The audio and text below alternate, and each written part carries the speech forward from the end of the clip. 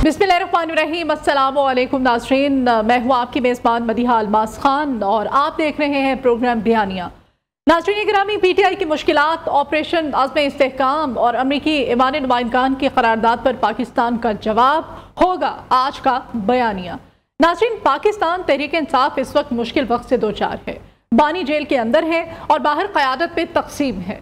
ओहदों का हसूल, ये अच्छा, ये बुरा, ये इसका बंदा, ये उसका बंदा जैसी बातें बहुत ज़्यादा चल रही हैं। हालिया दिनों में रूपोश क़यादत में से एक अहम रुकन बानी चेयरमैन पीटीआई के करीबी साथी फवाद चौधरी साहब ने एक इंटरव्यू में खुलकर बात की है और इस बात का इजहार किया है कि मौजूदा पार्टी क़यादत चल चलाओ प्रोग्राम है। ऐसी क़यादत वक्ती क़यादत है, जब बानी बाहर आएंगे तो इनमें से कोई भी नज़र नहीं आएगा। अगर देखा जाए तो इसमें काफ़ी हद तक सदाकत भी पाई जाती है।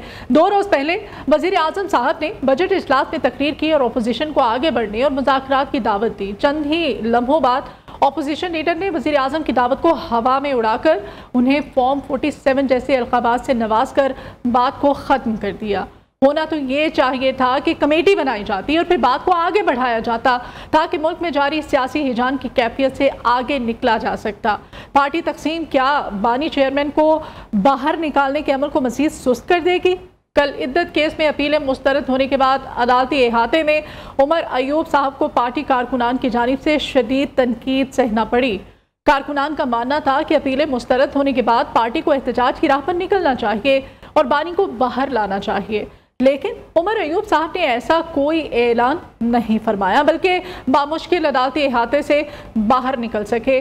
बादज़ा ये खबर आई कि उमर अयूब साहब ने पार्टी ओहदे से इस्तीफ़ा दे दिया है।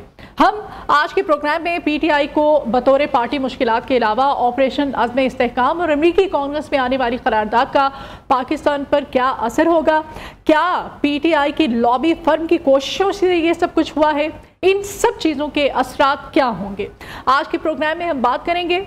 मेरे साथ मौजूद हैं सीनियर सहाफ़ी हैं इसार राना साहब, अब्दुल्ला हमीद गुल साहब हैं और आसमा वदूद साहिबा मेरे साथ हैं। इसार राना साहब, आप क्या समझते हैं ये जो पीटीआई के आपस की अंदर की जो फूट है, इसकी वजह से जो बानी पीटीआई इमरान खान है उनकी मुश्किलात तो बढ़ती चली जा रही है। गुज़श्ता प्रोग्राम में इसी को हमने डिस्कस किया था, बजाय कि मुश्किलात कम होती, ये तो वक्त के साथ साथ बढ़ती चली जा रही हैं।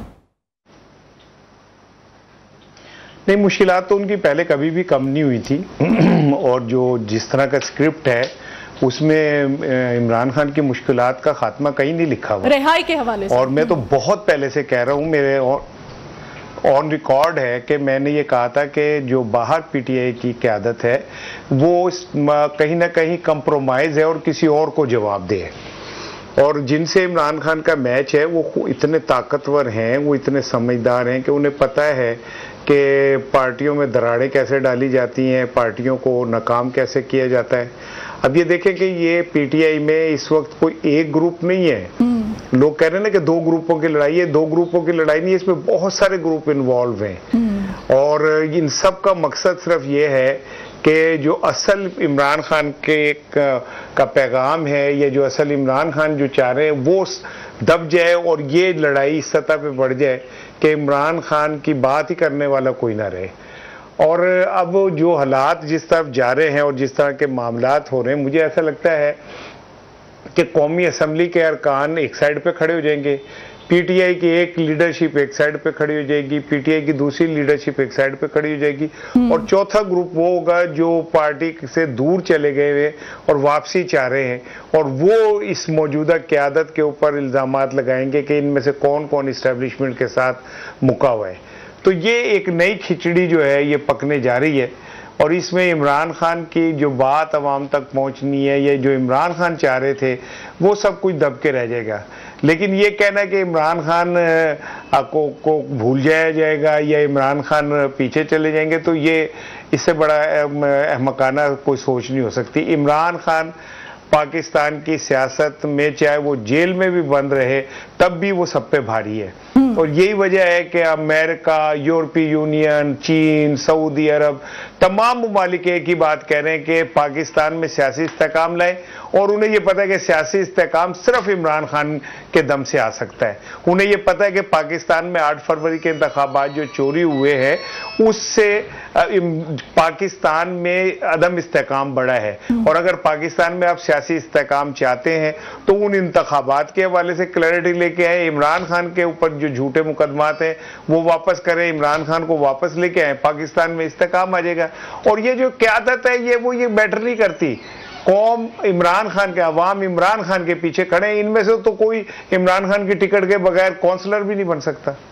अब्दुल्ला हमीद गुल साहब, अभी राना साहब कह रहे हैं कि नहीं ये मैटर ही नहीं करती क़यादत। तो कल उमर अयूब साहब को जो अरकान की जानिब से जिन मुश्किलात का सामना करना पड़ा, उन्होंने कहा कि बजाय कि आप जो इद्दत केस का फैसला सामने आया था उन अपीलों के मुस्तरद होने के बाद अरकान ने कहा कि कोई आप सॉलिड कैंपेन रन करें खान साहब की रिहाई के हवाले से, तो वो बजाय कि कुछ करते वो गए, उन्होंने अपना इस्तीफ़ा दे डाला, फिर इस्तीफ़ा उनका मंजूर कर लिया गया। उसके बाद अब खैर आज ये जो पार्लिमानी पार्टी का जो इजलास हुआ है पाकिस्तान तहरीक इंसाफ की, उसमें इस्तीफ़ा जो है वो मंजूर ना किए जाने, वापस लिए जाने पर भी गौर फिक्र किया जा रहा है।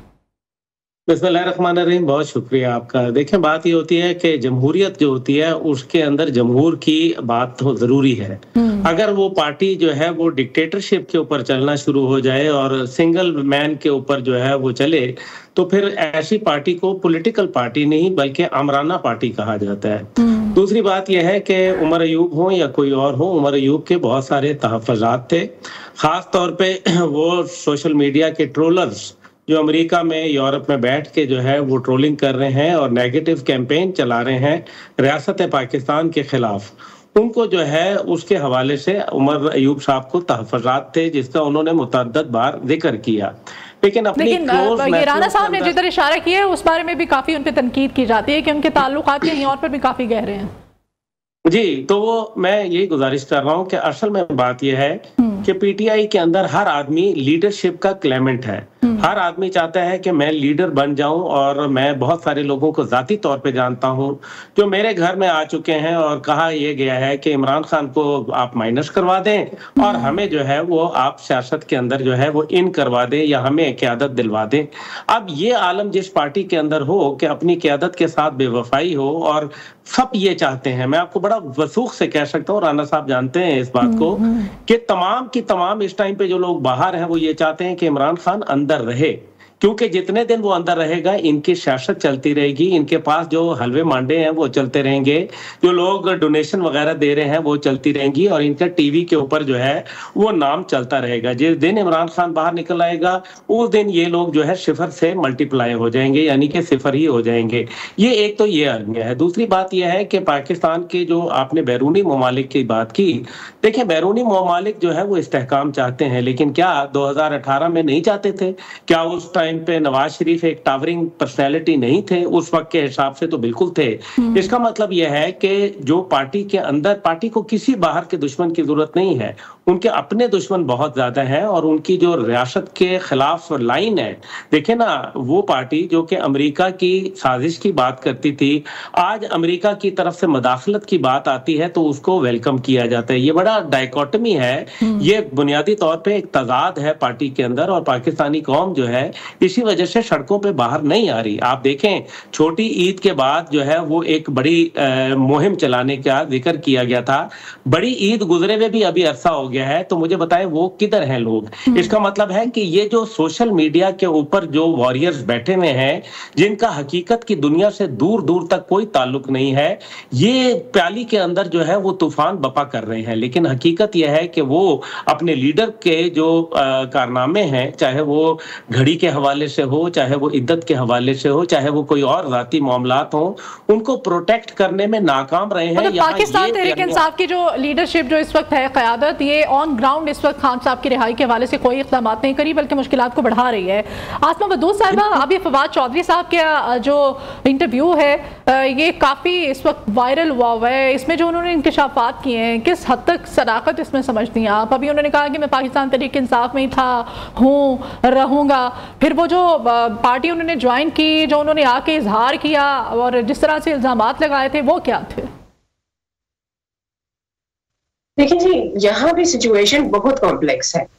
अगर हम ये कहें यहाँ पे स्टेक सिर्फ खान साहब की रिहाई है और जो पीटीआई की लीडरशिप है वो खान साहब की रिहाई की वजह के हवाले से बहुत कैजुअल बिहेवियर रखती है, तो ये ज्यादती हो। यहाँ पे बेसिकली हम देख रहे हैं 2/3 मेजोरिटी, हम देख रहे हैं पाकिस्तान की अवाम का एक क्रेजी तरीके से 8 फरवरी को वोट देना, निकलना। सर ने कहा ना अवाम कहाँ है, अवाम तो निकली थी, इतनी ज्यादा बड़ी एक उससे पहले कैंपेन की गई, वो एक एयर ऑफ फियर क्रिएट की गई, फिर भी अवाम निकली। वहां पे उन्होंने वोट भी दिया, वोट जहां दिया गया वहां निकला या नहीं निकला, ये एक बेसिकली प्रॉब्लम हमारे साथ एट हैंड है। खान साहब की रिहाई भी एक इम्पोर्टेंट बात है, मगर इस लीडरशिप ने जितना कैजुअली अवाम के वोटर के दफा के टुवर्ड्स अपना एटीट्यूड रखा है, तो उससे सवाल पैदा होते हैं। एक पॉलिटिकल आपके पास आपका एक कॉन्स्टिट्यूशनल राइट है, उसको क्यों नहीं एग्जॉस्ट किया जा रहा, उसे क्यों नहीं एक्सप्लोर किया जा रहा है, ये एक वोटर का सवाल है। खान साहब अपने जितने भी सिचुएशन में इस वक्त मौजूद है, खान साहब की और उनकी फॉलोअर्स के दरमियान में तो ब्रिज नहीं टूटा। इस वक्त पहले भी मैं ये कहती थी कि ये सेगमेंटेड पीटीआई, ये बेसिक फियर आपके सिस्टम को नहीं है। आपके सिस्टम को चैलेंज तो खान साहब ही कर रहे हैं जो इस वक्त जेल में है। जब तक वो सिस्टम को रेजिस्ट करते रहेंगे, उन्हें लोगों की सपोर्ट मिलती रहेगी। वो ब्रिज, वो कनेक्ट अभी तक है। उनको इस पार्टी के एफर्ट्स करने से या इस पार्टी के मोबिलाइज होने से खान साहब को डायरेक्टली कोई नुकसान नहीं हो रहा। उनकी गुडविल, उनकी पेनिट्रेशन, उनकी पॉलिटिकल कैपिटल बढ़ता चला जा रहा है। और ये तो हमेशा हमने देखा है कि वक्त तब्दील होता है तो यही पॉलिटिकल कैपिटल काम आता है। उस वक्त आपके पास पार्टियां भी बन जाती हैं और इलेक्टेबल्स भी आपके साथ आके मैग्नेट की तरह चिपक जाते हैं। सही। तो ये मामला, लेकिन इस पॉलिटिकल पार्टी ने, पीटीआई ने, जिस तरह अवाम के वोट की तरफ एक कैजुअल एटीट्यूड रखा, अगर हम इसको एक आइडियल स्टेटमेंट में भी ले लें, अगर 2/3 मेजोरिटी पीटीआई के पास आ गई थी, तो इससे पहले तो कभी भी वो क्या कहते हैं पॉलिटिकल रीइंजीनियरिंग के बिना नहीं आई ना। It was a big event, it was a game changer for Pakistan. तो उसको डिफेंड क्यों नहीं किया गया, ये सवाल है और ये सवाल रहेगा। और ये कैजुअल बिहेवियर, मैं ये नहीं कह रही कि डिफेंड करने के लिए आपको अपने कॉन्स्टिट्यूशनल फ्रेमवर्क के अंदर अपने कॉन्स्टिट्यूशनल के अंदर इन्हें कम से कम एक एफर्ट तो पुट करना चाहिए था, एक सीरियस एफर्ट जिसको लोग समझते कि भाई यहाँ पे देयर इज समथिंग हैपनिंग। यहाँ पे हमने एक और बात सर ने की ना कि ये पीटीआई जो है वो वन मैन पार्टी बनती चली जा रही।